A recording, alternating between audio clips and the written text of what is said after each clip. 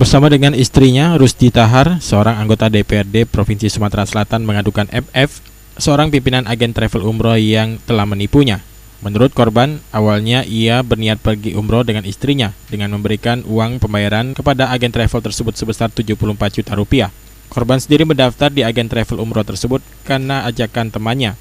Karena korban percaya dan yakin, korban pun mendaftar ke agen travel tersebut pada bulan November tahun 2015. Saat jadwal keberangkatan di bulan Januari 2016, hingga saat ini korban tidak berangkat, dan saat ditanya kepada terlapor selalu mengelak.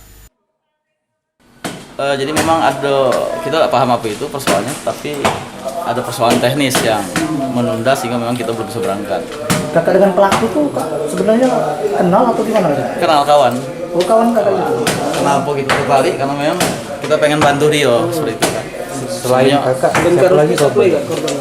Kita nggak paham itu, tetapi kita cuma fokus ke laporan kita Pak. Rencana berangkat umrah apa Pak? Nah, istri. Selanjutnya pengaduan korban ini diterima oleh pihak SPK Polresta Palembang dan masih dalam proses penyelidikan tim Polresta Palembang.